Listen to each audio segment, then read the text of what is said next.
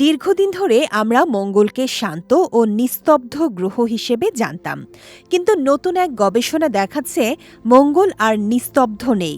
নাসার ইনসাইট ল্যান্ডারের তথ্য অনুযায়ী মঙ্গলের ঘূর্ণন গতির প্রতি বছর সামান্য বৃদ্ধি ঘটছে, যার ফলে গ্রহটির প্রতিটি দিন ক্রমেই ছোট হয়ে আসছে। গবেষণায় দেখা গেছে মঙ্গল গ্রহের ঘূর্ণন গতিবৃদ্ধি প্রতি বছর প্রায় 4 মিলি আর্ক সেকেন্ড। এর ফলে প্রতিটি দিন 1 মিলি সেকেন্ডের ভগ্নাংশ হ্রাস পাচ্ছে।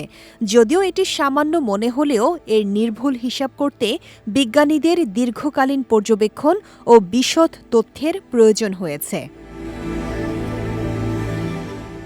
শুরুতে ধারণা করা হয়েছিল মঙ্গলের মেরু অঞ্চলে জমে থাকা অতিরিক্ত বরফ ভরের ভারসাম্য পরিবর্তন করে ঘূর্ণনকে ত্বরান্বিত করছে, এক ধরনের আইস স্কেটার ইফেক্ট। তবে সাম্প্রতিক গবেষণায় দেখা যাচ্ছে বিষয়টি আরও জটিল।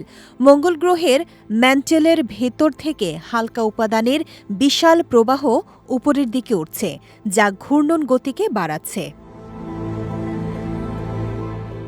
এর মানে মঙ্গলের অভ্যন্তর এখনও সক্রিয়। এই কার্যকলাপ থার্সিস অঞ্চলের মতো আগ্নেয়গিরি পর্যন্ত বিস্তৃত হতে পারে, যেখানে সৌরজগতের বৃহত্তম আগ্নেয়গিরিগুলো অবস্থিত। ইনসাইট মিশনের প্রধান গবেষক ব্রুস ব্যান্ডার্ট জানিয়েছেন, মঙ্গলের ঘূর্ণন গতির এই নিখুঁত পরিমাপ ভবিষ্যতের মহাকাশযান ও মানব মিশনের জন্য গুরুত্বপূর্ণ। সামান্য হলেও এই পরিবর্তন নেভিগেশন ও অবতরণ পরিকল্পনায় বড় প্রভাব ফেলতে পারে।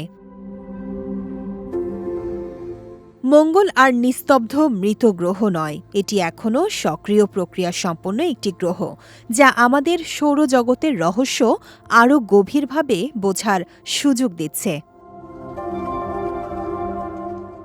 বিজয় টিভি নিউজ ডেস্ক।